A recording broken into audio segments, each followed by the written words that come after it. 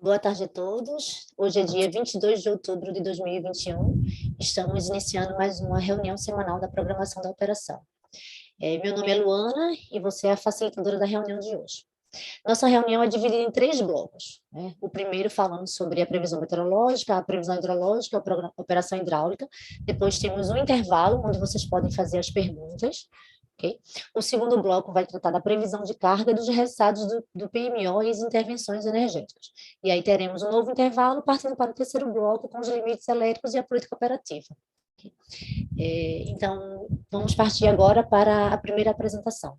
Por favor, Rafael, que vai tratar sobre previsão meteorológica. Por favor, Rafael. Opa, boa tarde a todos. Vou compartilhar aqui a apresentação. Aqui.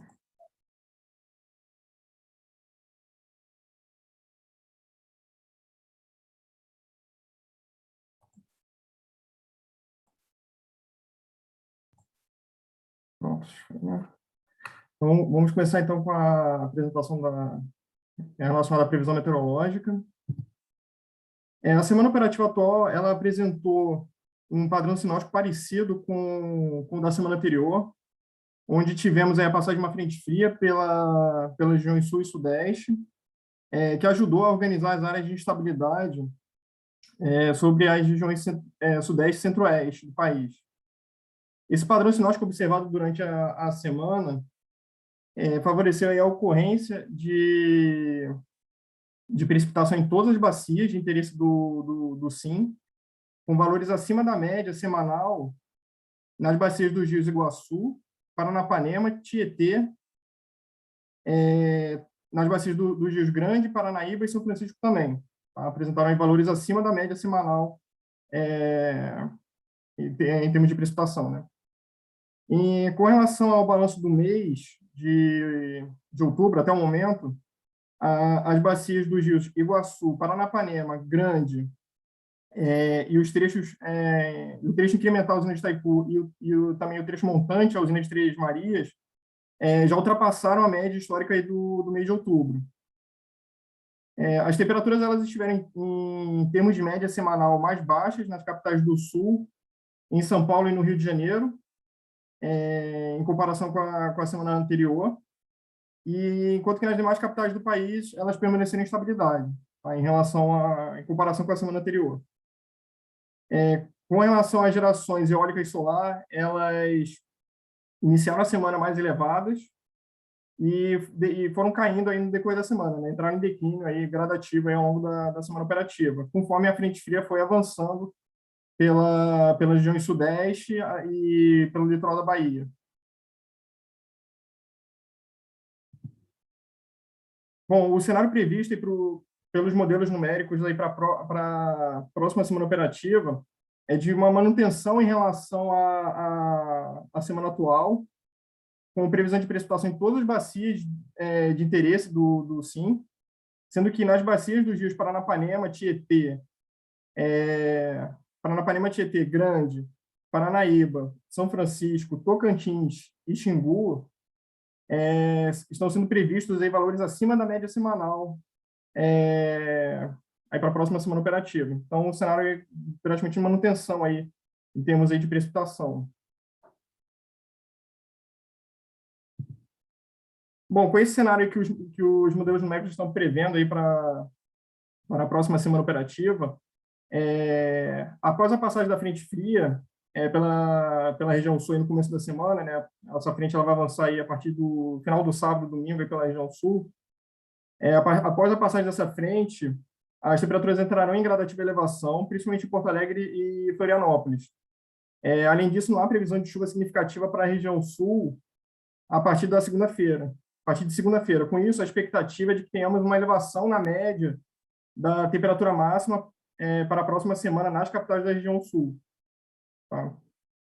Em relação a São Paulo e Rio de Janeiro, também é esperado que a média da temperatura máxima fique um pouco mais alta que a semana atual, já que não são esperadas temperaturas tão baixas como as que foram observadas nos últimos dias dessa semana.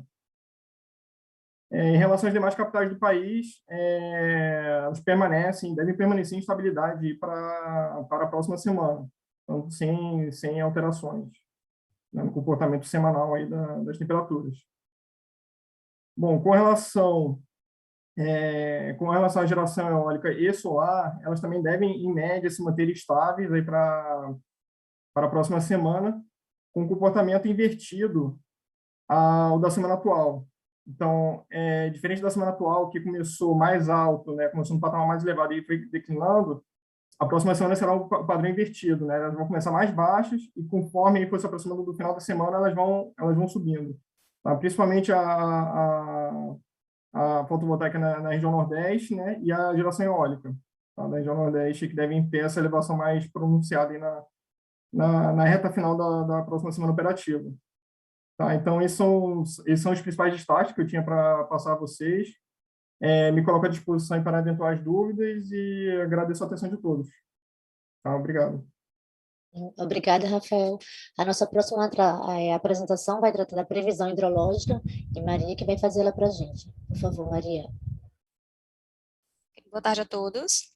Estou iniciando o compartilhamento. Está vendo, Luana? Sim, colocação do lado da apresentação, por favor. Perfeito, obrigada, Maria. Bom, novamente, boa tarde, né? Vou iniciar agora a apresentação da previsão hidrológica referente à revisão 4 do PMO de outubro. Bom, iniciando com a previsão de precipitação para as próximas 2 semanas, nas principais bacias do subsistema Sudeste, nós temos aqui, para a bacia do Rio Grande e do Rio Paranaíba, volumes precipitados que chegam em torno de pouco mais de 20 milímetros logo no início da próxima semana operativa, ficam em patamares acima de 10 milímetros, né, na próxima semana, e na semana seguinte eles diminuem, ficando um pouco abaixo de 10 milímetros. Para a bacia do Paranaíba, o comportamento é similar, com os maiores volumes precipitados, né, previstos agora nesta próxima semana operativa, e na semana seguinte os volumes diminuem um pouco. Para a bacia do Paraná e do Paranapanema, o comportamento é similar, com os maiores volumes previstos pelo conjunto, né, pelo modelo conjunto, aqui nos dias 24, 25 e 26 já nem tanto, com volumes superiores a 15 milímetros, entre 15 e 20, e no restante do horizonte, os volumes caem e ficam abaixo de 5 milímetros. Na bacia do Paranapanema, especificamente, aqui no dia 30, a gente teve uma relativa divergência entre os modelos, e a previsão por conjunto foi um pouco mais elevada do que dentro do histórico do horizonte previsto. Passando para a previsão hidrológica para o subsistema Sudeste, conforme vem sendo observado, né, uma elevação nas afluências desse subsistema, e para a próxima semana prevista, a perspectiva de continuidade, né, na elevação dessas afluências. A previsão mensal tem um fechamento de 101% da MLT, que corresponde ao 38º maior do histórico. Para a bacia do Rio Grande, similar ao comportamento do subsistema, a previsão é de continuidade de elevação nas afluências, né, do que já vem sendo observado, com um fechamento mensal de 139% da MLT, que corresponde ao 14º maior do histórico. Para a bacia do Paranaíba, vem sendo verificada uma elevação nas afluências, em consequência dessa precipitação verificada, nesse intervalo aqui, né, sem precipitação. Então, tem uma leve diminuição das afluências e, em seguida, uma elevação para a próxima semana prevista, com a previsão mensal fechando em 80% da MLT, que corresponde ao 26º menor do histórico. Para a bacia do Paranapanema, a previsão indica, né, comportamento aqui em resposta rápida à precipitação verificada, então a bacia ela vinha com a elevação das afluências, em consequência, né, de precipitação, aqui não tem tanta precipitação, então tem uma redução e depois volta a subir aqui, em média, similar ao que vem sendo verificado nessa semana, com um fechamento previsto de 104% da MLT, que corresponde ao 33º maior do histórico. Agora, para a bacia do Paraná, também similar, na próxima semana, as vazões, na tendência de elevação nas afluências, em média, com um fechamento mensal previsto de 108% da MLT, que corresponde ao 33º maior do histórico. Agora, para o subsistema sul, para as bacias dos rios Iguaçu e Uruguai, o comportamento é similar nas precipitações previstas, com os maiores volumes observados logo no início da próxima semana operativa, né, dos dias 24, basicamente no dia 24. Em seguida, no restante do horizonte, os volumes precipitados previstos são muito pequenos, não chegando a 5 milímetros. Quanto à previsão de ENAs para esse subsistema, a bacia, né, o subsistema já vem com uma redução das afluências e a previsão para a próxima semana operativa é de continuar com essa redução nas afluências, né. A previsão mensal tem um fechamento de 90% da MLT, que corresponde ao 45º maior do histórico. Para a bacia do Rio Iguaçu, similar ao que vem acontecendo no subsistema, nós temos uma redução das afluências previstas, uma leve elevação no começo da próxima semana operativa, em função da precipitação lá no dia 24, que eu apresentei, e em seguida uma redução das afluências. A previsão mensal tem um fechamento de 93% da MLT, que corresponde ao 44º maior do histórico.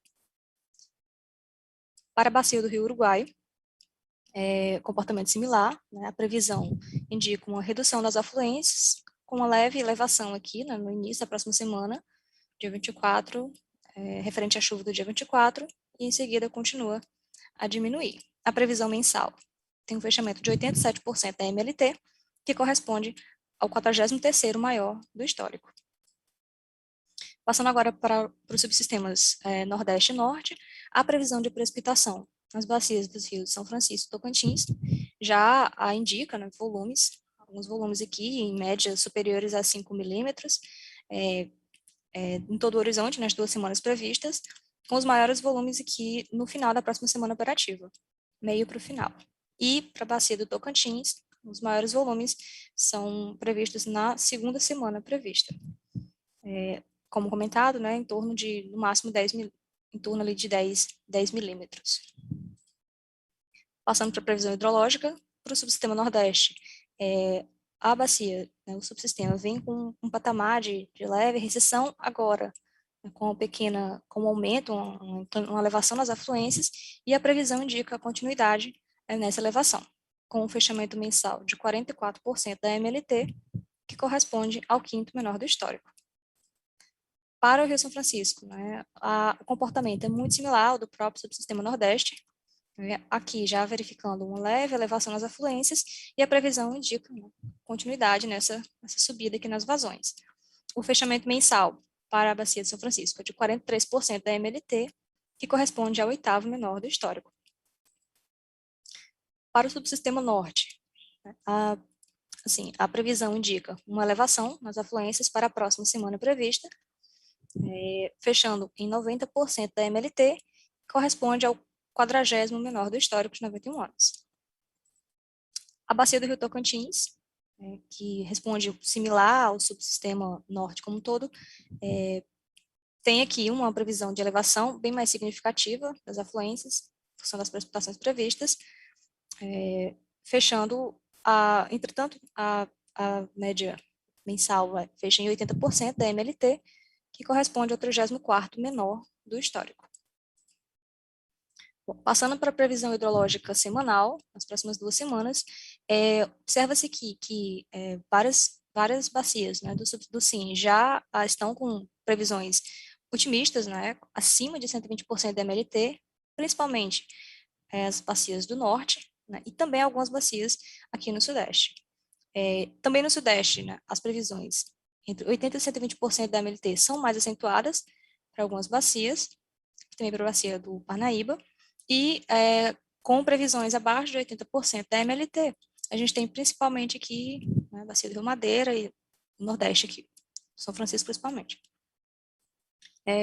Bom, passando para a previsão hidrológica mensal de outubro, nós temos que para o subsistema Sudeste, nós temos que a revisão 4, ela veio com um comportamento, né, um padrão similar ao verificado nas últimas 2 revisões, e ambas, né, em relação ao PMO já bem maiores.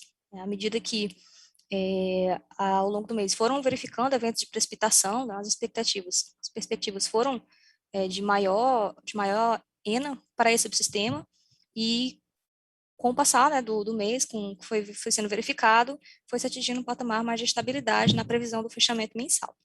Para a REV 4, o fechamento mensal é de 101% da MLT, que corresponde ao 38º maior do histórico.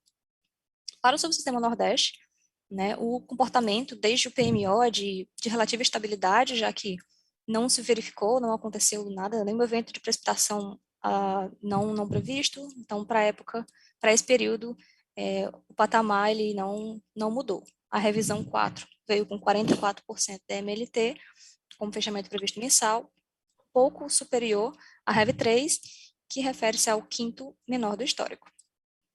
Para o subsistema Sul, a revisão 4 ela veio similar, levemente superior à revisão 3, ambas, né, inferiores às revisões anteriores, pois desde o início do mês, né, à medida que foram acontecendo eventos de precipitação e verificando afluências, então houve aqui um aumento, né, da perspectiva do que seria verificado, né, ao longo do mês, mas com o que foi acontecendo, a gente foi estabilizando em um novo patamar, fechando aqui a previsão mensal em 90% da MLT, que corresponde ao 45º maior do histórico.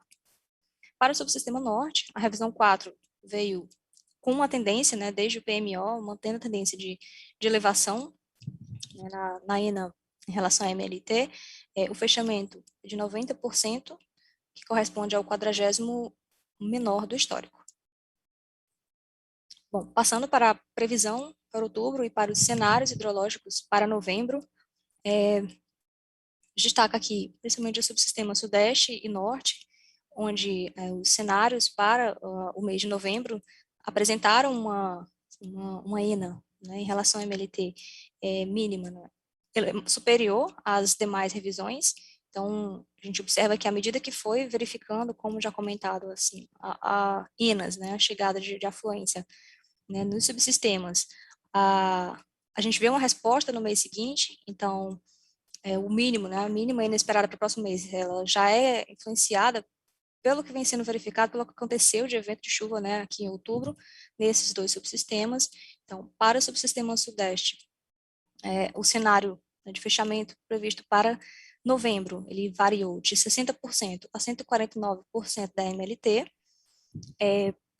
Para o subsistema sul, né, diferente do que a gente foi comentado aqui, nós temos um mínimo que não, uma previsão de ENA mínima para novembro, né, um cenário que não responde muito bem ao que aconteceu aqui, as bacias são muito rápidas, então a mínima ENA em relação à média de longo termo continua aqui, né, de 24% da MLT até 276% da MLT. O subsistema Nordeste também veio com um cenário para novembro um pouquinho melhor em relação às revisões anteriores, em relação à mínima inesperada.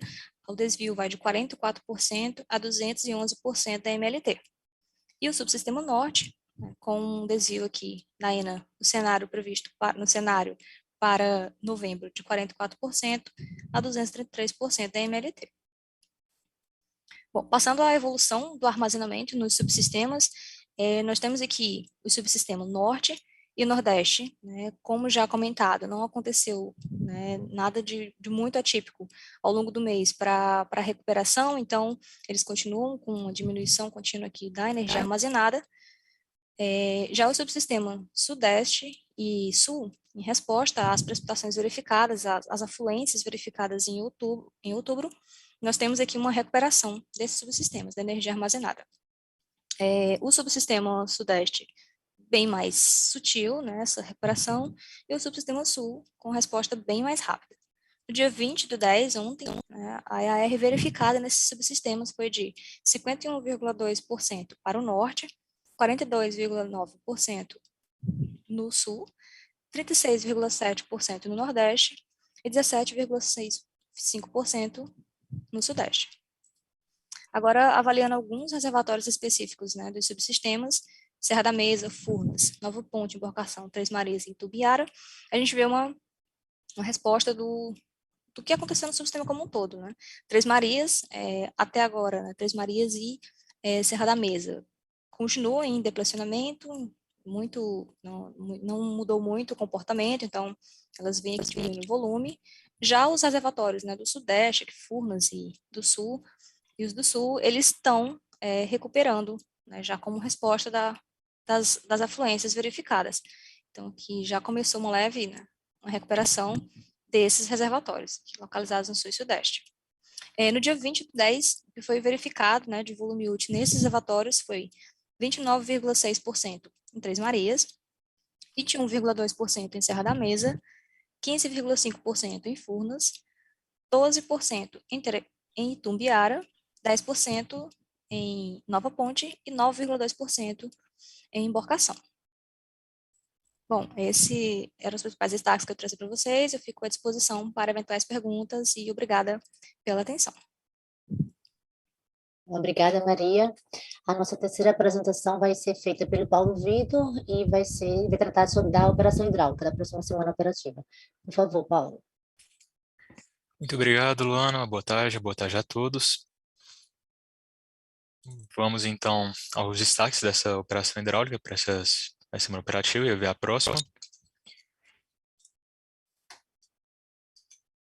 E, a princípio, eu posso já adiantar para vocês que nossas típicas salas de crise de acompanhamento com participação do ONS coordenadas pela Ana, que desde nosso último encontro nessa mesma reunião semanal, não tivemos novos encontros.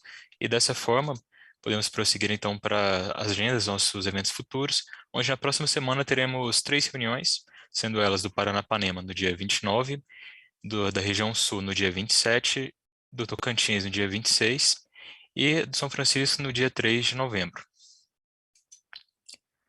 Falando um pouco também sobre outros pontos de interesse, como a questão do controle de cheias, informamos que não houve alteração dos volumes de espera para a presente semana operativa, e também que para o PMO de novembro, que será realizado na semana que vem, serão utilizados já os volumes de espera do ciclo 2021-2022 para controle de cheias, considerando então o cenário normal para este tipo de estudo. Algumas restrições importantes da operação hidráulica, que são de interesse de muitos aqui. Não tivemos grandes mudanças em relação às apresentadas na semana anterior, permanecendo então Jupiá com sua defluência mínima da ordem de 3.300 metros cúbicos por segundo até o final deste mês, e com o vertimento agora com alteração, onde o vertimento mínimo passa a ser de 500 metros cúbicos por segundo para possibilitar a operação que vem se fazendo lá já há alguns dias, onde este está previsto para acabar por volta das 10 horas do dia 26/10. Por primavera, ainda continua com sua defluência mínima de 3.600, onde a taxa de aumento e redução de defluência neste aproveitamento é de 100 metros cúbicos por segundo a cada 2 horas. Para os reservatórios de Ilha Solteira e Três Irmãos, este primeiro continua com seu nível mínimo em 319 e Três Irmãos com 319,77. Para o aproveitamento do Rio Madeira, Usina de Santo Antônio, nós já vemos aqui uma pequena diferença, onde com um sensível aumento das afluências nessa região, possibilita então que o reservatório volte a repressionar, onde ele estava operando abaixo da sua cota mínima, 70-50, chegando por volta da cota 70, e agora, gradativamente, em uma taxa de 10 centímetros por dia, ele será repressionando então para a cota 70-30 no dia 23, 70-40 no dia 24 e 70-50, correspondente a 0% do seu volume útil, no dia 25/10. Analisando aqui um espectro, uma fotografia das defluências em Jupiá e Porto Primavera, podemos ver principalmente aqui nos últimos dias que foi possível então praticar defluências um pouco mais estáveis, mais próximas das mínimas cadastradas pelos agentes, onde Jupiá vem fazendo aqui por volta dos seus 3.300 metros cúbicos por segundo, e Porto Primavera, por sua vez, já ficou aqui um pouco mais perto dos 4.000, tendo alguns momentos onde essa defluência foi um pouco maior. Apesar do mínimo cadastrado ser de 3.600, as incrementais verificadas em Porto Primavera, ainda não somadas com a defluência de Jupiá, não permitem que pratiquemos esse valor mínimo de 3.600. Analisando um pouco mais sobre a evolução dos níveis de Ilha Solteira e Três Irmãos, podemos ver aqui que, por um dado momento, este depressionamento foi um pouco mais intenso, foi uma taxa mais acelerada, mas neste momento ele vem se mantendo agora um pouco mais contido, os reservatórios andando um pouco mais de lado, visto que para Ilha Solteira estamos chegando perto da cota mínima 319, que está cadastrada em FSRH pelo agente, a CTG, e para o caso de Três Irmãos, estamos aproximando da cota 319,77, que é o limite físico para exploração energética da mesma, também informado pelo agente em correspondência. Um último ponto de interesse também, que é a respeito da proposta do plano de contingência da ANA para a recuperação dos reservatórios do sistema no período úmido 2021-2022, nós queremos dizer que essa correspondência foi recebida pelo ONS e o ONS está avaliando as diretrizes operativas que foram explicitadas nesse plano. O documento, por sua vez, que foi emitido pela ANA, pode ser consultado no site da agência através do link ou também do QR Code aqui mencionado. E dessa forma, eu concluo minha participação aqui neste bloco. Agradeço pela palavra, Luana, e lhe retorno a mesma. Muito obrigado. Obrigada, Paulo Vitor. Agora teremos um intervalo de 5 minutos. Já já voltaremos com as respostas às perguntas de vocês e com as apresentações do segundo bloco. Obrigada. Boa tarde mais uma vez, retornamos, né, com nossa reunião. Antes de começar o segundo bloco, né, as apresentações do segundo bloco, vamos responder uma pergunta, né, que chegou aqui no nosso chat, né, então é do Álvaro Franco, da Polo Energia. Ele diz: boa tarde, qual o entendimento do ONS a respeito das restrições operativas contidas no plano de contingências da ANA a respeito das UHEs Porto Primavera e Jupiá? Há alguma proposta de limitação em valores máximos ou apenas em valores mínimos para essas duas UHEs? E aí, para responder essa pergunta, eu peço o apoio do Paulo Vitor. Por favor, Paulo. Obrigado de novo, Luana. Obrigado também pela pergunta, Álvaro. E devo dizer que as informações que o ONS recebeu são as mesmas que foram disponibilizadas no documento público, assim como todos os agentes interessados podem ver. E devo dizer também que no momento, como eu disse na apresentação também, as medidas descritas nesse plano estão sendo avaliadas pelo ONS, todavia também os seus impactos, e assim que tivermos um posicionamento, um entendimento mais sólido a respeito do mesmo, será informado prontamente a vocês, e caso essas medidas forem então cadastradas via FSRH pelos agentes de geração, as mesmas serão seguidas e incorporadas nos modelos pelo ONS. Então, agradeço pela atenção de todos e obrigado pela pergunta novamente, Álvaro. Muito obrigado. Perfeito, Paulo, obrigada. A nossa primeira apresentação do segundo bloco, né, ela tem como título, né, tema, previsão de carga para a programação diária e acompanhamento diário semanal. Eu chamo o Lio, por favor, para me ajudar. Bom, obrigado, Luana. Boa tarde a todos os participantes. Vou começar aqui a apresentação da previsão da carga diária. Primeiramente com o subsistema Sudeste Centro-Oeste. Aqui, destaque do subsistema, temos aqui que havia uma expectativa aqui na terça-feira de uma carga mais alta em relação ao à segunda-feira, né, principalmente por causa do feriado no Rio de Janeiro, dia do comerciário, dia 18. Então, tínhamos uma expectativa de uma carga mais alta, mas não se realizou. A semana foi marcada por chuvas, baixas temperaturas, que culminou nos desvios aí observados aí na tela. Aqui, vendo o resultado do PDP versus o prévio carga, temos que 58% dos desvios ficaram abaixo de 3%, contra 69% do prévio carga de 100. Um MAP de 2,53% contra 2,41% do prévio carga de 100. Passando para o subsistema sul, né, a gente teve uma semana marcada também por temperaturas baixas e chuvas, né, que é bem atípica para essa época do ano, que dificultou bastante aí o desempenho dos modelos, aí, com vários desvios aí pontuais, aí, e até no começo, no dia 15 e 16, né, sexta e sábado, foram os dias de maiores desvios, mas o resultado da semana foi que 60% dos desvios ficaram abaixo de 3% para o PDP contra 55% do prévio carga de 100. Um MAP de 3,03 contra 3,37. Passando para o subsistema Nordeste, sem grandes destaques, foi uma semana aí com um ótimo resultado aí de previsão, com 89% dos desvios em até 3%, contra 84% prévio carga de 100, um MAP de 1,51% contra 1,89% do prévio carga. Para o norte, a gente tem aqui alguns destaques, né, que foi principalmente ligado às chuvas, né, nas principais capitais, como Manaus e Belém. Uma redução aí não programada de um consumidor livre aqui no dia 18, que causou esses desvios aí, mas o resultado da semana foi que ficou um pouco abaixo aí da média, né, com 55% dos desvios em até 3%, contra 47% prévio carga de 100, um MAP de 2,97% contra 3,38%. E aí, juntando todos os subsistemas, né, a gente vê aqui que durante aqui o começo da semana, principalmente segunda e terça-feira, a gente colocou uma previsão de carga acima do que foi verificado, principalmente por causa dos subsistemas Sul e Sudeste Centro-Oeste. mas, no geral, o resultado da semana foi que 84% dos desvios ficaram até 3% contra 87% prévia carga de 100, um MAP de 1,77% contra 1,59% do prévia carga de 100. Bom, eram essas informações que eu tinha que passar para vocês. Fico por aqui, devolvo a palavra para você, Luana. Obrigado. Obrigada, Lil. A segunda apresentação, né, que nós teremos é a previsão de carga para o PMO, né, na revisão semanal. Eu chamo o Douglas para me ajudar com a apresentação. Por favor, Douglas. Obrigado, Luana. Boa tarde. Boa tarde a todos.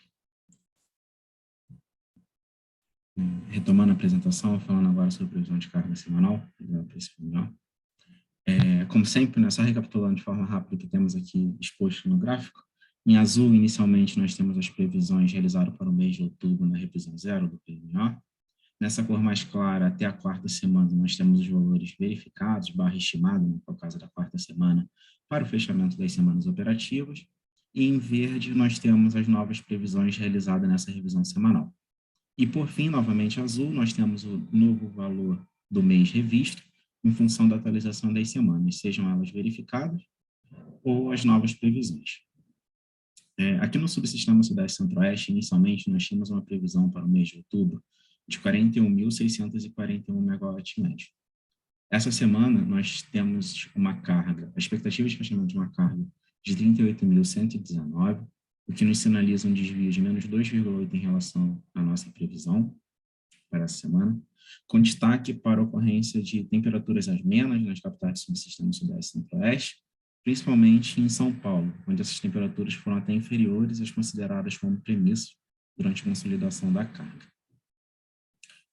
Para a próxima semana operativa, as sinalizações meteorológicas nos indicam uma suave elevação das temperaturas médias nas capitais dessa região, principalmente no Rio e em São Paulo. E, dessa forma, nós consolidamos um valor de 39.362 MW médio, que é um valor superior ao estimado para o fechamento dessa quarta semana operativa. Porém, quando comparado ao último valor previsto para a quinta semana, nos sinaliza uma redução de menos 4,8%.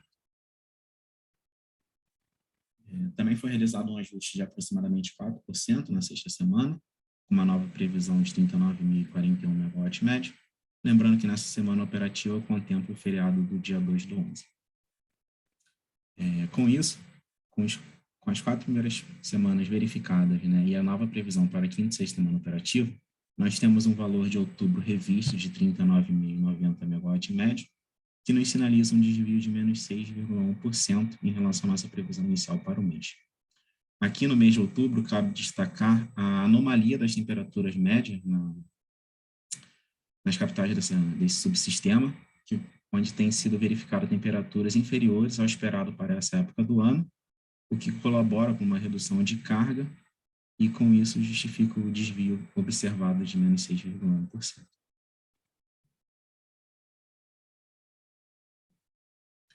No subsistema sul, inicialmente para o mês de outubro, nós tínhamos uma previsão de 12.058 MW médio. Essa semana, com a ocorrência de temperaturas amenas nas capitais da região e precipitação durante boa parte da semana operativa, nós temos a sinalização do fechamento numa carga de 10.748 MW médio, o que nos sinaliza um desvio de menos 4,5% em relação à nossa previsão para essa quarta semana operativa. Para a próxima semana, as sinalizações meteorológicas, como o Rafael já nos mostrou, indicam uma elevação das temperaturas médias nas capitais da região, e com isso nós realizamos uma previsão de 11.322 MW médio, que é superior ao valor estimado para essa quarta semana, porém, quando comparado ao último valor previsto para a quinta semana operativa, nos sinaliza um decréscimo de menos 7,2%. Também realizamos um ajuste na sexta semana, consolidando o valor de 11.166 MW médio, e com a composição dessas 4 primeiras semanas verificadas, né, e as novas previsões da quinta e sexta semana operativa, nós temos um valor de outubro revisto de 10.972 MW médio, que nos sinaliza um desvio de menos 9%. Aqui cabe destacar, assim como no subsistema Sudeste Centro-Oeste, a anomalia das temperaturas observadas na região, que colabora com uma redução de carga. E com esse valor de outubro revisto, nós temos um crescimento negativo de aproximadamente menos 7,8% em relação ao ano anterior, sendo esse o primeiro mês do ano, aproximadamente, depois de janeiro, a ser observado um crescimento negativo.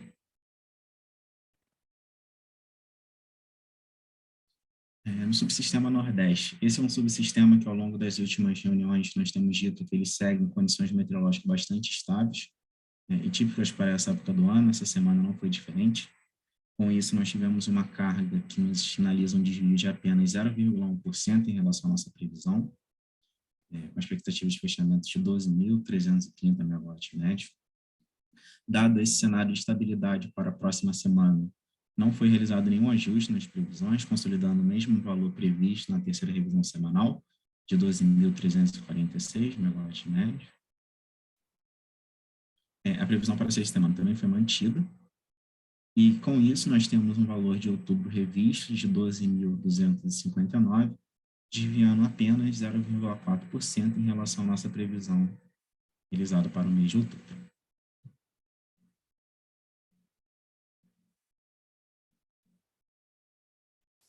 No subsistema norte, como o Lio já destacou, essa semana nós tivemos a ocorrência de precipitação em Manaus, além da redução de carga de um consumidor livre conectado à rede básica durante a semana. Com isso, nós temos uma expectativa do fechamento da semana numa carga de 6.062 megawatts médio, que nos sinaliza um desvio de menos 2,3% em relação à nossa previsão. Para a próxima semana operativa, as sinalizações meteorológicas nos indicam estabilidade em relação a essa semana, com destaque para a ocorrência de pancadas de chuva durante boa parte da semana em Manaus também. E dessa forma, nós consolidamos um valor de 6.146 megawatts médio, que, quando comparado ao último valor previsto para a quinta semana, nos sinaliza um decréscimo de 1,6%. Não foram realizados nenhum ajuste na sexta semana, e com isso nós temos um valor de outubro revisto de 6.161 megawatts médio, que nos sinaliza um desvio de apenas menos 0,8% em relação à nossa previsão inicial para o mês. Aqui chegamos ao fim, no SIM, que é basicamente a totalização de todos os outros subsistemas, muito influenciado pelo Sudeste, que é o subsistema de maior carga. Essa semana nós temos a expectativa de fechamento numa carga de 67.259, que nos dá um desvio de menos de 2,5% em relação à nossa previsão para o mês. Para a semana, desculpa. Para a próxima semana, em função da atualização das previsões, nós temos um novo valor previsto de 69.176, que nos dá um decréscimo em relação ao último valor previsto para a quinta semana de 4,1%. Também foi realizado ajuste na previsão da sexta semana, consolidando o valor de 68.282. E com isso, nós temos um valor de outubro revisto de 68.482 megawatts médio, que nos sinaliza um desvio de menos 5% em relação à nossa previsão inicial para o mês. Aqui cabe destacar que os valores verificados para as semanas podem sofrer alteração em função do recebimento dos dados verificados de geração de usina tipo 3 da CCA. Chegamos ao fim da nossa apresentação, trouxemos nossos destaques que foram comentados ao longo dela. No caso do subsistema Sudeste e Centro-Oeste, o comportamento da carga foi influenciado pela manutenção das temperaturas amenas, com destaque para São Paulo, onde as temperaturas foram inferiores às consideradas como premissa. No subsistema Sul, também a manutenção das temperaturas amenas e ocorrência de precipitação durante boa parte da semana operativa. E para o subsistema Norte, o destaque para a redução de carga de um consumidor livre da rede básica, como falado.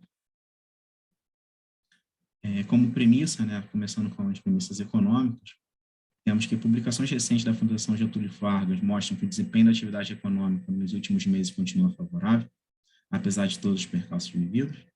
E conforme a mobilidade urbana se normaliza com o avanço da vacinação e diminuição do número de novos casos e mortes por Covid-19, o processo de reabertura econômica segue alavancando, o que colabora para o aumento das atividades dos setores comércio e serviços. E, além disso, o setor industrial permanece em alta, em função do aumento da produção, voltada para a reposição do estoque, em atendimento não somente à demanda reprimida, mas também como as vendas futuras, conforme disponibilizado pelo Índice de Gerente de Compras do setor industrial do IHS Market Brasil. E no que tange às sinalizações meteorológicas, como dito, no subsistema Sul, temos reduções totais de precipitação e suave elevação das temperaturas médias nas capitais da região, com destaque para Porto Alegre e Florianópolis.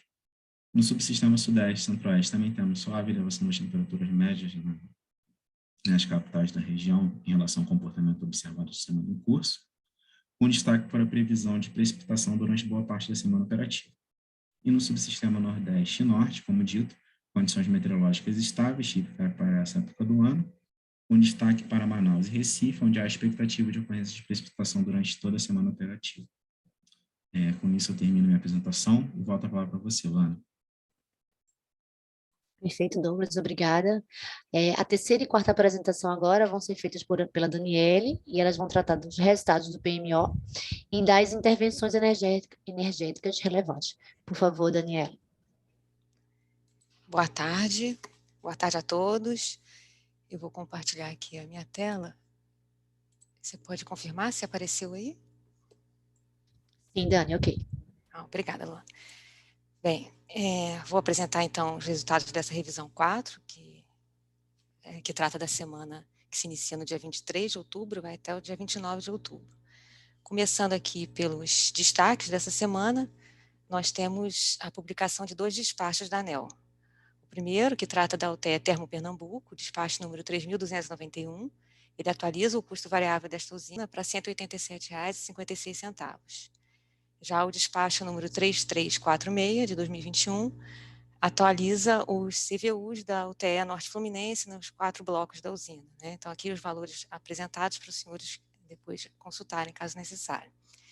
Bom, tendo por base as apresentações anteriores, vocês viram os principais insumos, né, para a simulação energética, nós temos como resultado esses custos marginais apresentados na tela. Os custos marginais de operação entre os 4 subsistemas estão equalizados, estão no mesmo valor, nos 3 patamares. Na carga pesada e média, em R$ 162,81 por megawatt-hora, e na carga leve, R$ 159,02 por megawatt-hora. Esses CMOs, em torno de R$ 161 no CMO médio dessa semana, está cerca de R$ 10 mais barato que o CMO apresentado na semana passada, calculado na semana passada. Tendo por base, então, esses custos marginais, a gente tem um despacho, aqui nesse slide a gente apresenta uma análise que a gente sempre traz aqui para vocês, de forma a elucidar a motivação da variação desse CMO. Então, nesse gráfico, a gente apresenta os principais fatores, a gente faz várias simulações, nesse caso foram 8 simulações, com os principais fatores cujas atualizações podem ter impactado ou não os resultados dessa revisão. Vemos aqui que as vazões, a previsão de vazões, os níveis de partida e a carga foram os principais fatores que fizeram com que o CMO reduzisse da casa dos R$ 172 para a casa dos R$ 161 por megawatt-hora. Em seguida, então, o despacho indicado pelo modelo DECOMP, modelo de otimização, foi de 6.780 megawatts médios para o SIM, distribuído entre as 4 regiões, conforme apresentado nesse gráfico. É um despacho menor do que o indicado na semana passada, certamente por conta da redução dos CMOs. Então, nós temos menos térmicas por ordem de mérito. Temos também uma pequena redução da inflexibilidade nessa semana. E vale lembrar, a gente sempre destaca também, que esse despacho térmico é um despacho meramente indicativo, uma vez que o despacho por ordem de mérito é indicado pelo modelo D100, vocês verão a seguir. Ainda em relação ao despacho térmico, nós apresentamos de forma aqui separado o despacho das usinas movidas a GNL.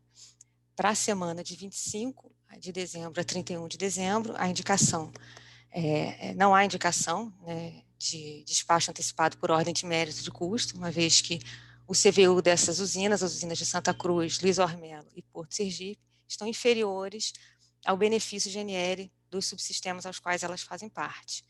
Então, a gente tem um benefício que também, em relação à semana passada, se reduziu em cerca de R$ 10 por megawatt-hora. Portanto, essas usinas permanecem não comandadas por ordem de mérito.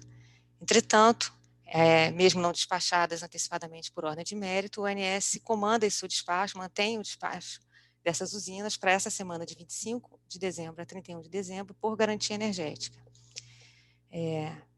Adicionalmente, para atender requisitos de segurança, né, por restrições elétricas, durante as festas de fim de ano, recomenda-se que as UTEs Santa Cruz e Luiz Ormelo sejam despachadas nos dias do período que vai das 18 horas do dia 24 de dezembro até as 6 horas do dia 25 de dezembro, e também nas 18 horas do dia 31 de dezembro de 2021 até as 6 horas do dia 1º de janeiro de 22, respectivamente em 150 e 100 megawatts, para atendimento de restrições elétricas, no mínimo nesses valores, tá? Em complemento ao despacho que já foi comandado por garantia energética. O outro resultado que nós trazemos para vocês aqui é o resultado de projeção de energia armazenada por subsistemas para essa revisão.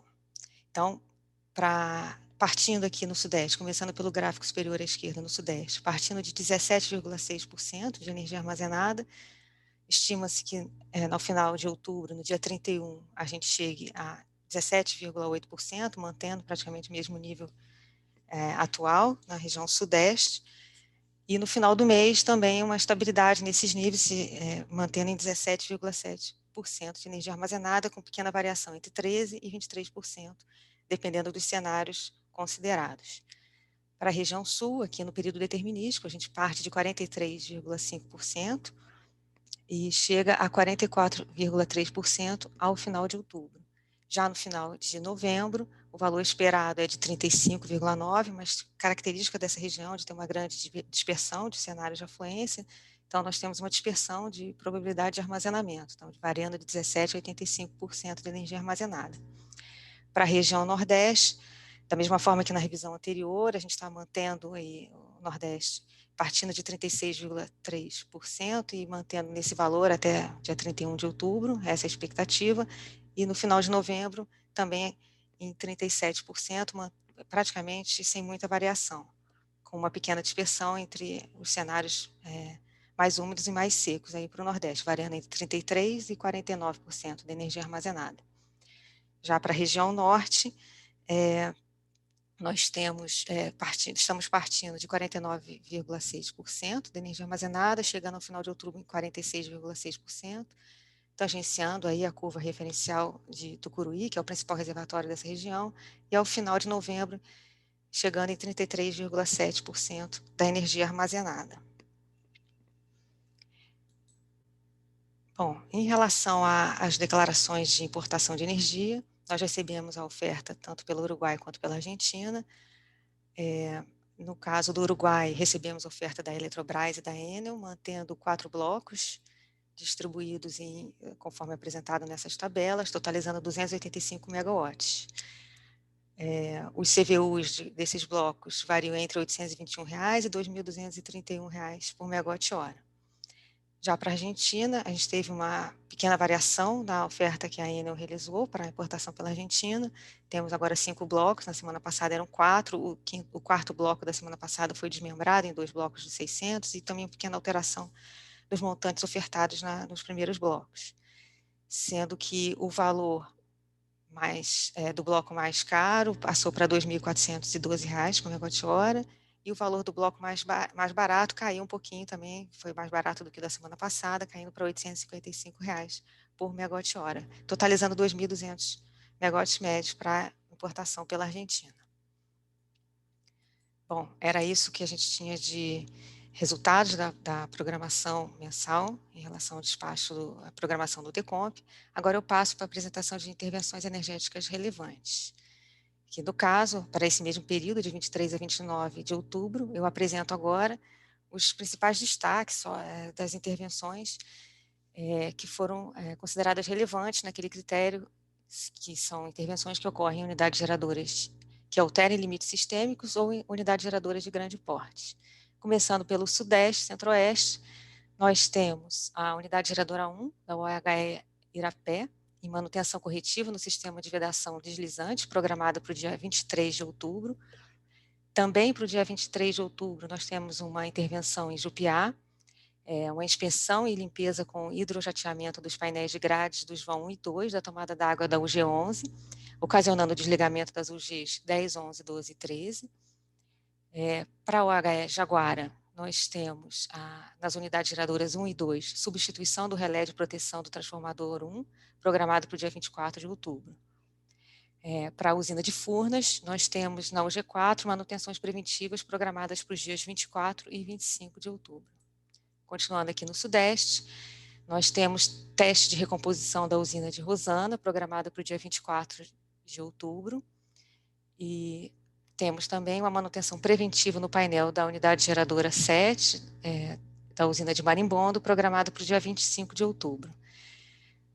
Para a usina de Chavantes, nós temos uma manutenção preventiva no sistema de medição e faturamento das unidades geradoras não simultânea, né, programado para o dia 27 de outubro, nesse caso, no dia 27, é para as unidades geradoras 2 e 4, e essa mesma intervenção, só que para as unidades geradoras 1 e 3, ocorrerá no dia 28 de outubro. Na UG3 da usina de Colíder, nós temos manutenções preventivas programadas para o dia 28 de outubro. Agora, entrando na região sul, usina de Governador Ney Braga, com manutenções corretivas programadas para o período de 23 de outubro a 1 de novembro, na unidade geradora 4. A usina de Itaúba tem uma intervenção para a troca do para-raio do transformador da unidade geradora, programado para o dia 24 de outubro. Isso afeta a unidade geradora 2. Entretanto, no dia 27 de outubro, temos uma parada da usina para teste de recomposição. Temos também um teste de recomposição para a usina de Foz do Chapecó, programado para o dia 24 de outubro. Agora, na região norte, para a usina de Tucuruí, nós temos a inspeção subaquática na unidade geradora 1, programada para o dia 23 de outubro, afetando as unidades geradoras 1 e 2. Já a inspeção subaquática na unidade geradora 2 ocorrerá no dia 24 de outubro e precisarão ser desligadas as unidades geradoras 1, 2 e 3. A inspeção subaquática na unidade geradora 3, também programada para o dia 24 de outubro, não será simultânea com a intervenção anterior. Ela interromperá o fornecimento das unidades geradoras 2, 3 e 4. No norte também, para a usina de Belo Monte, temos a UG4 com comissionamento de automação das grades do tubo de sucção, programados para os dias 23 e 24 de outubro. No nordeste, o único destaque é a usina de Sobradinho, com teste de recomposição programado para o dia 24 de outubro. Além disso, a unidade geradora 5 tem manutenção corretiva no sistema de regulação de tensão, programada para o período de 25 a 27 de outubro. Bem, Luana, eu encerro minha apresentação aqui, eu agradeço a todos, devolvo a palavra para você e fico aqui à disposição. Perfeito, Daniela, obrigada. Agora teremos nosso intervalo de 5 minutos e já retornaremos com as perguntas, né, no caso, a resposta das perguntas que vocês fizeram pelo chat e com o terceiro bloco, com as apresentações. Obrigada. Boa tarde a todos mais uma vez. Antes de partirmos para o terceiro bloco de apresentações, nós vamos responder as perguntas que foram feitas, né, nesse nosso intervalo. A primeira não é uma pergunta, né, uma contribuição do Aguiar Ferrari, da Eletronorte. Ele fala, né, Luana, por favor, peça para ajustar a apresentação, está maior do que a área da tela. Ferrari, eu estava vendo aqui também em paralelo e eu não detectei esse problema, né? Até contactamos outras pessoas que estão vendo online e elas não perceberam esse problema. Mas, de qualquer forma, vamos ficar atentos, né, nas próximas vezes para tentar não utilizar tanto aquela área de baixo, né, da apresentação, né, para poder ficar um pouco mais acima, para que vocês consigam ver da melhor forma possível, ok? Uma próxima pergunta do Flávio Lins, da Petrobras, comercialização. Ele fala, boa tarde, vocês poderiam colocar novamente o slide com o QR e o link para a resolução da ANA? Desde já, obrigada. Eu peço ao Paulo Vitor que, por favor, mostre para a gente o link novamente. Perfeito, Luana. Obrigado, Flávio. Estaremos compartilhando já. E acredito que possam acessar o link ou o QR Code da maneira que preferir por enquanto. Perfeito. Por enquanto, né, Paulo Vitor continua com a gente aí, né, Paulo, para responder mais 2 perguntas, e aí a tela fica disponível, né, para vocês terem tempo, né, de copiar, ok? Uma próxima pergunta é da Diana Lima, né, da Itaú Geração. Prezados, boa tarde. Com relação ao plano de contingência proposto pela ANA, qual o prazo para a análise da proposta? Para a publicação de um ofício ou resolução pela ANA, faz necessário uma resposta do ANS? Por favor, Paulo. Obrigado, Diana. Obrigado pela pergunta. Bom, não temos um prazo ainda definido para emitir um parecer sobre essa questão e, como disse na apresentação, os detalhes, as respostas a respeito desse plano de contingência ainda estão sendo analisados, avaliados aqui pelo ONS, quanto a essas diretrizes. E quanto à questão da articulação com a ANA, eu sugiro que esse tipo de questionamento seja encaminhado para a agência, a fim de que eles possam esclarecer um pouco melhor sobre os procedimentos lá adotados. Muito obrigado, Diana. Obrigada, Paulo. Uma próxima pergunta do Bruno Morelli, da XP Comercializadora. Conforme foi comentado no bloco anterior, o ONS pretende modelar imediatamente qualquer restrição indicada por FSARH. Qual o motivo para o ONS não respeitar a previsibilidade da operação preconizada na resolução CNPE 07, para o caso de uma declaração de FSARH claramente em função de uma indicação da ANA e não do próprio agente? Por favor, Paulo, me ajuda com a resposta. Perfeito, Luana. Muito obrigado também, Bruno, pela pergunta. E o entendimento do ONS para essa questão é de que todas as restrições que forem declaradas pelo agente via FSARH, elas serão consideradas e aplicadas nos modelos desde já que elas forem aceitas e aprovadas, não cabendo ao ONS o papel de fiscalizar os determinantes e as ações que levam o agente a fazer essa declaração. Bruno. Perfeito, Paulo, obrigada. Agora, pode descompartilhar se você quiser, ainda acho que foi tempo suficiente. Obrigada. Obrigado.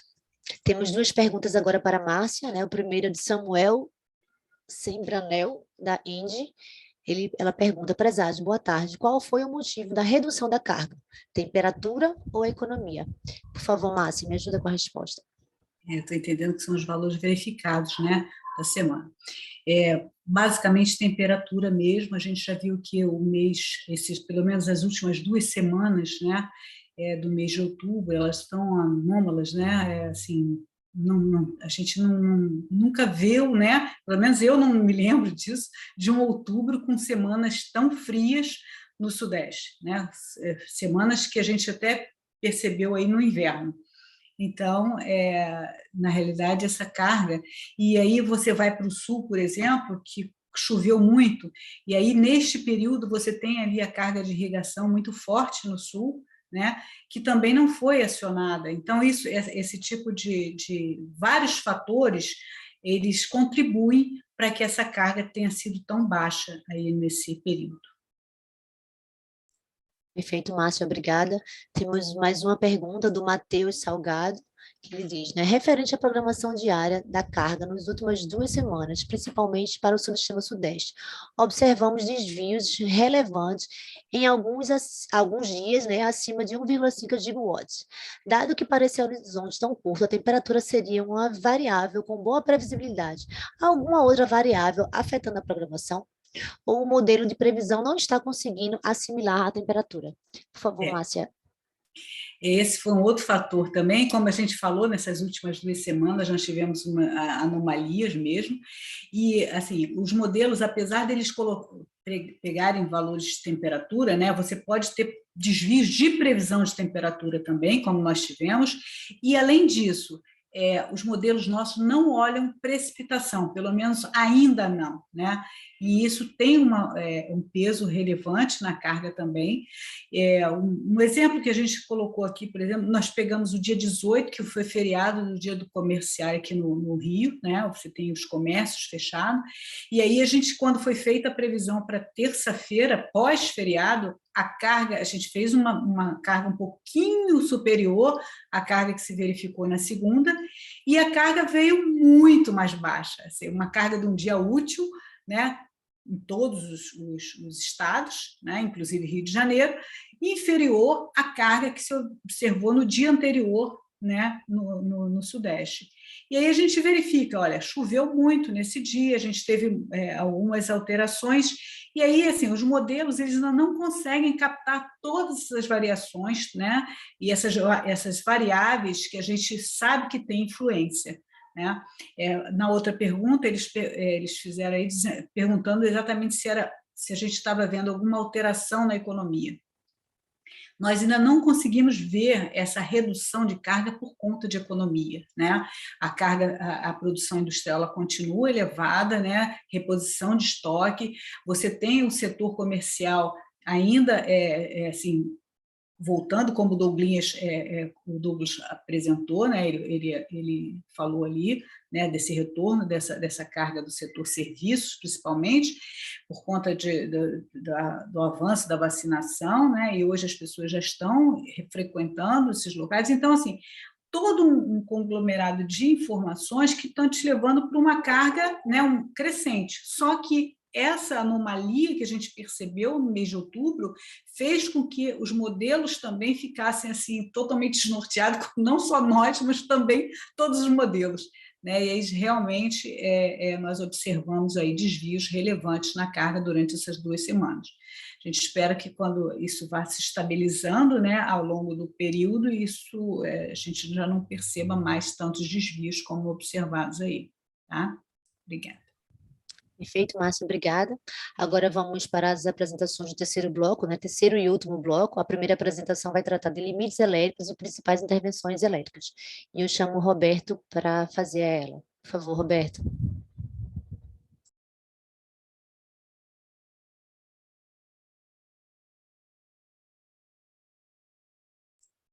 Roberto, não estou te escutando.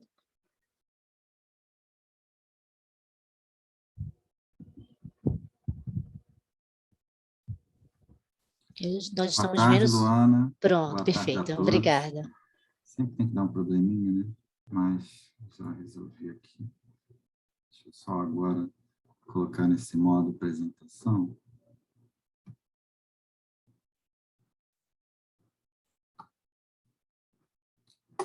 Bem, começando, né? Vou falar aqui das principais premissas, né, de forma taxativa, mas não exaustiva, né? Mas elas são as principais que baseiam os limites e restrições que vocês verão quando da apresentação de cada intervenção. Então, a ANS ele tem que seguir essas premissas, a fonte é o módulo 2.3, critérios, né, que são ver as contingências, né, que envolvem perdas simples e duplas de equipamentos eixos de linha de transmissão, transformador, outro equipamento, perda de seção de barra nas subestações envolvidas, perdas simples de linha de transmissão, transformador, outro equipamento principal, seguida de falha de disjuntor, quando a contingência ocasionar pelo menos uma dessas consequências a seguir, que é a estabilidade de potência, frequência ou tensão numa região geográfica, interrupção de carga superior a 300 megawatts, ou 30% da carga de áreas metropolitanas de capitais, ou 25% da carga de um estado da federação, e atuação do ERAC. Então, para iniciar, vou começar aqui pela área norte e nordeste. A gente tem o desligamento do disjuntor 704, de Imperatriz, 500 kV, que está programado para 7h45, do dia 11, que é uma segunda, até 1h da manhã do dia 25, do 10, que é segunda-feira também, para a substituição desse mesmo disjuntor por um novo disjuntor à mola. Em função das premissas, né, que eu expus, a gente vai ter que limitar essa exportação pela região norte, né, superior aí a um valor ainda que importador, 4.700 megawatts. Tá? Temos também o desligamento da barra B, de 500 kV, da SE Barreiras 2. Ela está programada aí das 0 horas do dia 23 de 10, que é amanhã, né? Até às 7 horas do dia 25, que é segunda-feira, para ampliação dessa mesma barra B e teste da proteção diferencial, atendendo a entrada do novo reator 2 lá. Tá?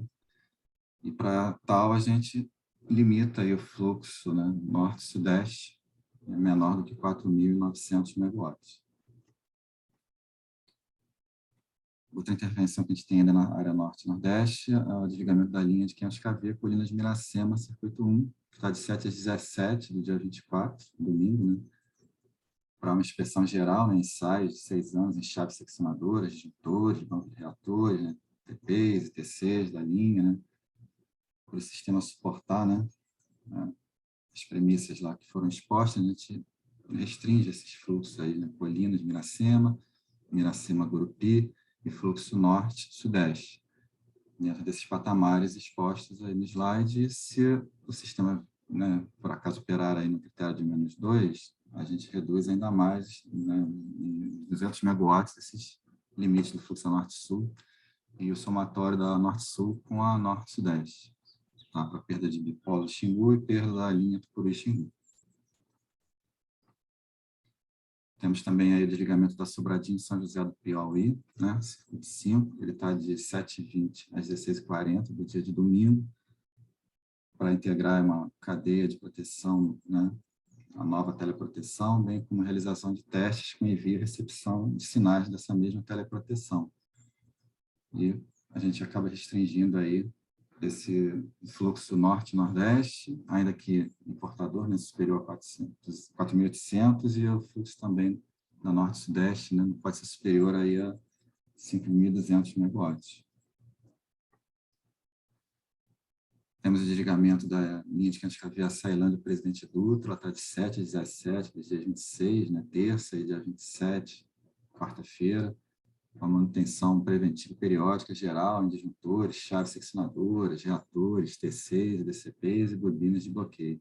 Mais uma vez, restringindo aí o fluxo, né, Nordeste, Norte-Nordeste, né, e a Nordeste e Sudeste, né, desses patamares aí descritos.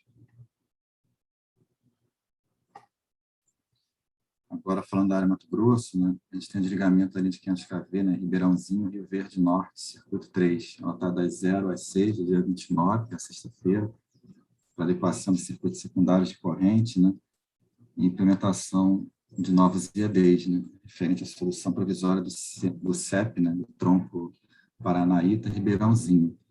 Para isso, a gente vai ter que reduzir o fornecimento da área 500 kV 230, né, do Mato Grosso, menor que 700, e também esse fluxo, né, esse fornecimento da área 230 kV do Acre Rondônia, menor que 200 megawatts.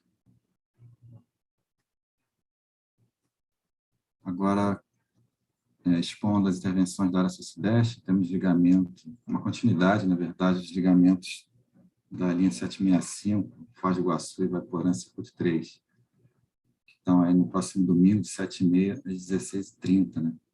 Para instalação de reparo pré-formado no vão do cabo para-raios, né, do vão de várias torres, né, dessa linha, né, onde a gente reduz em 2.000 megawatts o limite de recebimento pelo Sudeste e também a geração de Itaipu 60 Hz, a gente restringe em 3.500 megawatts.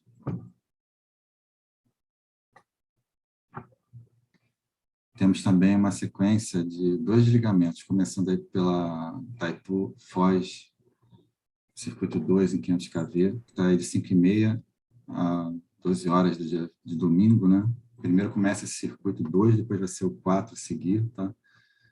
E para o sistema, né?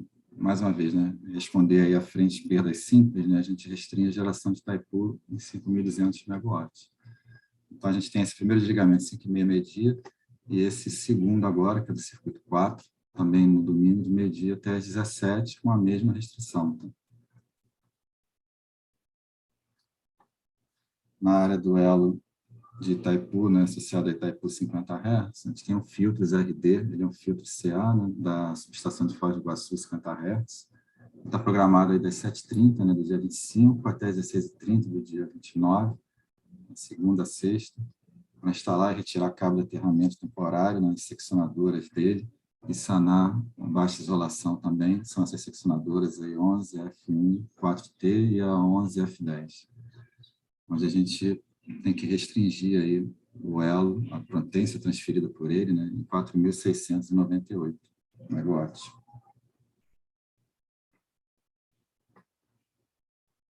Indo para a área de 440 kV de São Paulo, a gente tem um compensador síncrono, né, de Bugaçu, 440 kV. Ele está sendo desligado das 7 às 17, né, do dia 23, né, do sábado, para modernização do disjuntor 2, devido à término de vida útil dele. Né. Quando da disponibilidade dele, a gente tem que reduzir, né, o RSU e o RSE, né, recebimento pelo Sul, recebimento pelo Sudeste, aplicando penalidades aí de 500 megawatts nos limites do recebimento pelo Sudeste e 300 megawatts nos limites do recebimento pelo Sul, que a gente tem normatizado. Para a área de 500 kV do Sudeste, a gente tem desligamento da barra 1 de 500 kV da usina de emborcação, está de 7 às 13 do dia 24, domingo, para mudar a relação de tensão UTP dessa mesma barra e atender a instalação de novos medidores, né? E acaba por termos que limitar o recebimento no Sudeste e Centro-Oeste menor do que 8.000 megawatts. Né?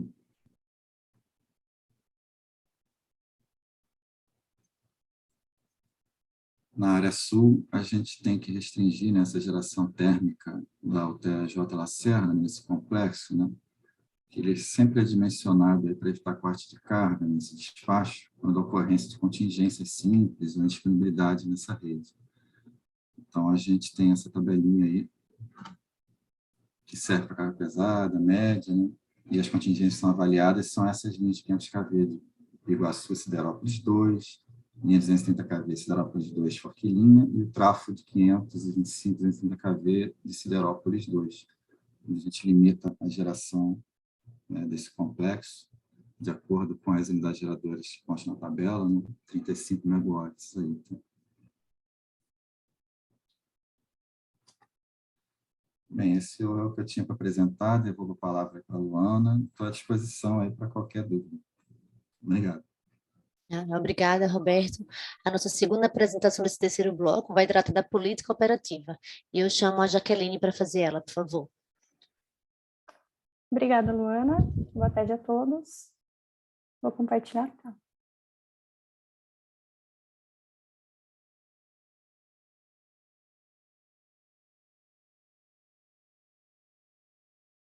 Luana, pode confirmar se minha tela está aparecendo? Sim, tudo ok, Jaqueline. Pode seguir. Obrigada. Então, vamos à apresentação dos principais destaques da política operativa e do acompanhamento do DCEM na programação diária. O primeiro slide traz a comparação do despacho térmico entre os modelos DCEM e DECOMP de 16 a 22 de outubro. Conforme indicado no gráfico, o despacho térmico do DCEM foi inferior ao do DECOMP, sendo mais acentuado a partir do dia 20 de outubro. E o que motivou os desvios entre os modelos foram diferenças de inflexibilidade e disponibilidade declaradas pelos agentes. Os próximos slides trazem uma análise comparativa entre os resultados do DCEM e do PDP por subsistema. No subsistema Sudeste e Centro-Oeste, os desvios de geração hidráulica devem-se aos ajustes necessários para a compatibilização da diretriz e da política operativa para controle do armazenamento hidrelétrico das usinas deste subsistema, conforme a autorização do CMSE, fechamento do balanço do SIM e ajustes de Unit Commitment hidráulico. E em relação à geração térmica, ao longo da semana operativa houve despacho por garantia energética até o CVU da UTE William Jr.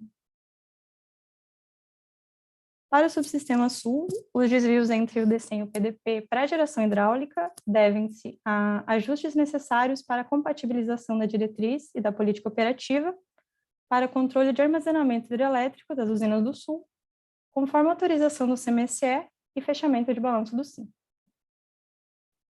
Em relação às diferenças de geração térmica, houve despacho por garantia energética até o CVU da UTE Araucária. Já no subsistema Nordeste, os desvios entre DCEM e PDP na geração hidráulica ocorrem devido a ajustes na geração dos aproveitamentos hidrelétricos da Bacia do Rio São Francisco, com o objetivo de manter a restrição de defluência em nível operativo adequado à operação da UHE Xingó, associado também à política operativa no controle dos fluxos da região Nordeste. E em relação à geração térmica, ao longo da semana operativa houve despacho por garantia energética até o CVU de Termoceará a óleo. Por fim, no subsistema norte, as diferenças entre DCEM e PDP para a geração hidráulica devem-se a ajustes em atendimento aos limites de transmissão, ajuste de Unit Commitment hidráulico e fechamento do balanço, além da utilização mais acentuada da UHE Tucuruí em alguns dias da semana em atendimento à curva-guia proposta para outubro. E em relação à geração térmica, ao longo da semana operativa houve despacho por garantia energética até o CVU de Jaramar 1 e 2.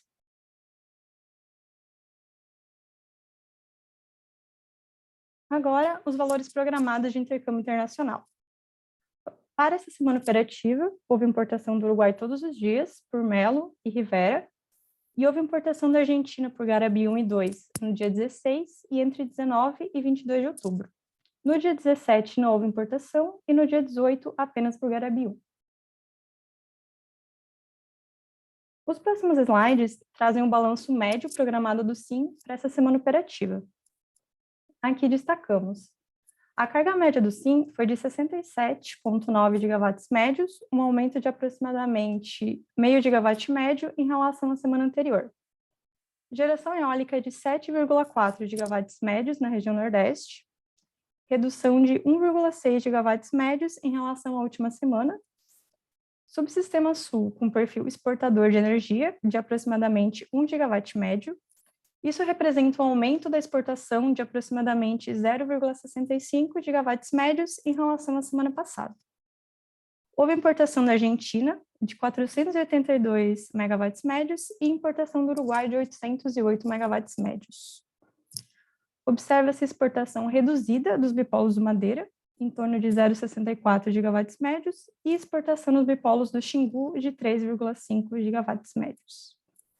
Para essa semana, tivemos geração em Itaipu de aproximadamente 7,9 gigawatts médios, representando um aumento de 1,1 gigawatt médio em relação à semana anterior. Os gráficos a seguir trazem as médias semi-horárias do balanço por subsistema ao longo dessa semana operativa. Pode-se observar que o subsistema Sudeste continua com importação líquida em todos os patamares de carga. Destaca-se a importante participação da geração térmica, sendo que a hidráulica e o recebimento foram os principais responsáveis pela modulação para atendimento da carga. No subsistema Sul, houve exportação líquida na maior parte dos patamares, sendo a geração hidráulica o principal responsável pela modulação da geração. Nessa semana operativa, no subsistema Nordeste, como já foi citado anteriormente, foi verificado um montante de geração eólica de 7,4 gigawatts médios, além de geração térmica elevada. Dessa forma, esse subsistema teve perfil exportador de energia em todos os patamares de carga. O Norte também foi exportador de energia em todos os patamares. A geração hidráulica, ainda que reduzida em função da sazonalidade do recurso, foi o principal responsável pela modulação de geração. Esse slide ilustra o balanço médio semanal de geração térmica com a titulação de cada megawatt despachado. Nessa semana operativa, tivemos um total de 17,9 gigawatts médios de geração térmica, com destaque para o despacho por garantia energética, representando 56% do despacho total. Na sequência, ordem de mérito, correspondendo a 34% da geração térmica total, seguido de inflexibilidade, que representa 8% do despacho, e, por último, unit commitment, equivalente a 2% da geração térmica. Agora, os resultados de CMO indicados pelos modelos DCEM e DECOMP. No subsistema Sul e Sudeste, de maneira geral, os valores de CMO do DCEM acompanham os valores do DECOMP. E as diferenças observadas são atribuídas ao melhor detalhamento da carga e da rede no modelo DCEM. Nos subsistemas Norte e Nordeste, os valores de CMO do DCEM também acompanham os valores do DECOMP, e os CMOs elevados no Nordeste no dia 17 de outubro se devem à limitação dos fluxos nas linhas de transmissão de 230 kV, Goianinha, Campina Grande 2, consequência do SGI 53526-21. Nesse momento, são apresentados os valores de CMO por barra através do mapa já referenciado. Vale destacar aqui que apenas 30% das barras do SIM estão representadas. Então, para as 13 horas do dia 22 de outubro, observam-se CMOs equalizados entre todos os subsistemas. Os resultados de CMO por barra, por subsistema e por patamar são apresentados a seguir, de forma estatística, usando gráficos de caixa ou box plots. No subsistema Sudeste, os valores de CMO não apresentam dispersão de resultados e acompanham a curva de carga. Os outliers inferiores, em torno de R$ 165 por megawatt-hora ao longo do dia, são devidos ao SGI 562221, que limita a geração da UHE Nova Vanhandava em 250 megawatts. E os CMOs nulos, no período de 6h30 a 17h30, são consequência do SGI 58.259.21, que limita a geração do conjunto térmico BioIP em 20 megawatts. No subsistema Sul, os valores de CMO não apresentam dispersão de resultados e acompanham a curva de carga.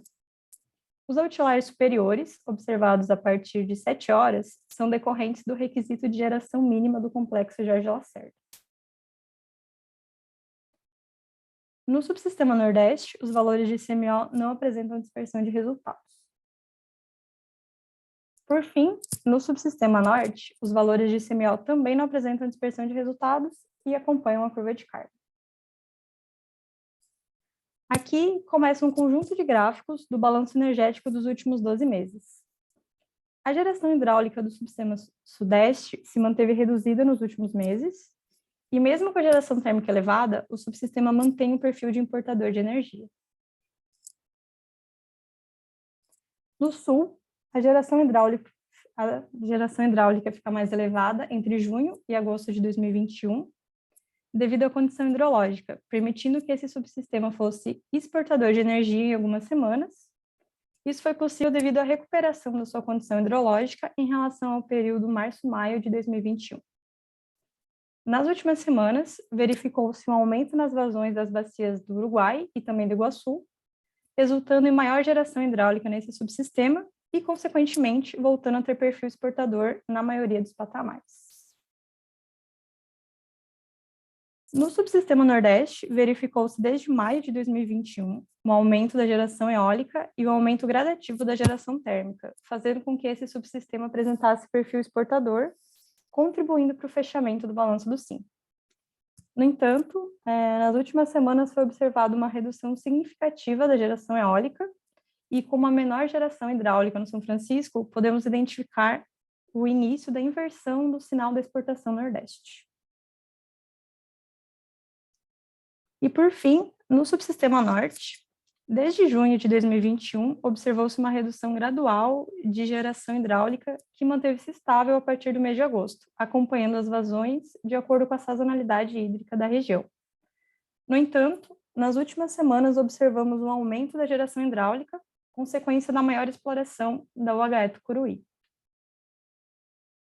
E esses foram os principais destaques da política operativa dessa semana. Devolvo a palavra para a Luana. Obrigada, Jaqueline. Nós vamos agora para o nosso intervalo e daqui a pouco retornamos com as respostas às perguntas enviadas pelo chat. Obrigada. Boa tarde a todos mais uma vez. Informamos que fechamos as perguntas, né? Outros questionamentos podem ser enviados para o nosso Fale Conosco. Antes de encerrar a nossa reunião, nós temos duas perguntas a serem respondidas, enviadas agora nesse intervalo, né? A primeira é do Alexandra Silva, da Excelência Geração, e ela pergunta: boa tarde, gostaria de saber se o ANS ainda está divulgando o DEC semanal do DECOMP na sexta pela manhã, pois não o encontrei no Sinteg. Eu chamo a Daniele, por favor, para me ajudar com a resposta. Boa tarde, Alexandra. Boa tarde, Luana. Obrigada pela pergunta. Eu vou compartilhar minha tela para facilitar a resposta. Você já consegue ver, Luana? Sim, por favor, Dani. Ótimo. Então, na área de programação mensal, no subitem programação mensal da operação, você já deve estar acostumado, a gente publica aqui o DEC resultado do DECOMP, valor esperado, DEC e preliminar do DECOMP, valor esperado. O que acontece é que, em agosto, a gente teve uma mudança no sistema de publicação aqui do nosso site e a gente está com essa data aqui que não está sendo atualizada. Por quê? Porque o DEC preliminar é um DEC que a gente atualiza no sistema e a gente substitui o DEC preliminar da semana anterior. Então, a gente colocou aqui, vocês podem observar que está de 23 a 29 de outubro, essa semana da revisão 4, a PMO de outubro, revisão 4, a gente vai e substitui esse DEC, tira o DEC da semana da revisão 3 e põe o DEC da revisão 4. Só que ele não está atualizando mais essa data, nós já comunicamos a nossa área de TI aqui, o nosso suporte, para tentar dar voltar como era o sistema antigamente, que essa data era atualizada. Então, assim que a gente publica o DEC preliminar, não necessariamente na sexta de manhã, é assim que a gente termina de rodar, no caso foi até ontem à noite, a gente publicou esse DEC preliminar. E logo em seguida, no horário regulamentar, assim que não tem mais contribuições no fórum, não tem nenhuma alteração a ser realizada no DEC, a gente publica o DEC definitivo, está aqui do mesmo padrão, a gente mostra a semana operativa, que vai de 23 a 29, revisão 4, e você vê que nesse aqui, como não é uma substituição em relação ao DEC da semana anterior, todos os DECs de todas as revisões estão no site, a gente tem ele aqui com a data da publicação de hoje, meio-dia e 6. Então, ok, Alexandre, eu espero ter esclarecido a sua dúvida, Qualquer coisa, você pode entrar em contato com a gente na área do PMO, mandando um e-mail para a gente, tá bom? Ou então para a central de relacionamento. Um abraço, até mais. Obrigada, Perfeito, Luana. Dani. Perfeito, Dani, obrigada. A próxima pergunta foi feita pelo Valmor Ricardi, né, da Suzano Papel e Celulose, e ele pergunta: boa tarde, prezadas e prezados. Gostaria de saber, por gentileza, qual o motivo do ONS, juntamente com o CMSE, realizar o despacho de todo o parque térmico despachável de forma centralizada, atingindo o CMO de mais de 2.500 megawatts hora e recusar reais, né, por megawatt hora, e recusar todas as ofertas da portaria número 17 de M/MME, referente à geração adicional de energia, que contém ofertas inferiores a estes valores de CVU. Desde já agradeço. Eu chamo o Diogo para me ajudar com a resposta. Por favor, Diogo. Obrigado, Luana. Obrigado, Valmor, pela pergunta.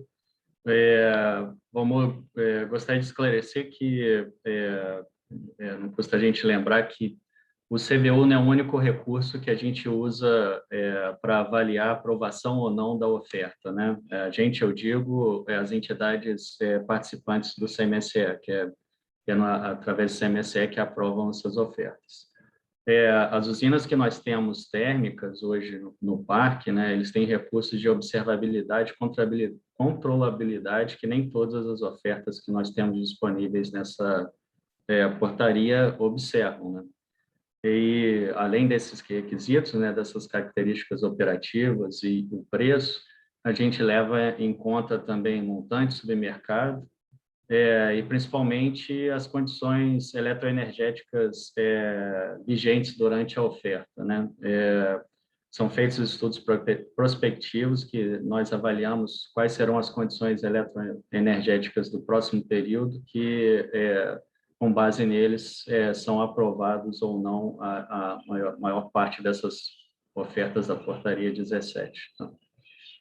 E tivemos alguns despachos, né, para agosto, setembro e outubro, né, dentro dessa portaria. Então, a gente não pode dizer que foram recusadas todas as ofertas dessa portaria. E novembro continua em análise para que, eventualmente, no curto prazo, o CMSE vai responder isso, quem vai ser aprovado ou não. Obrigado, Perfeito. Luana. Perfeito, Diogo, obrigada. Então, respondemos todas as perguntas que foram encaminhadas para nós aqui no nosso chat. Agradecemos a participação de todos. Na próxima semana, nós teremos o PMO, no caso, dia 28 e 29, né? 28 o dia todo e 29 na parte da manhã, e retornaremos com nossa reunião semanal no dia 5 de novembro. Mais uma vez, obrigada e boa tarde a todos.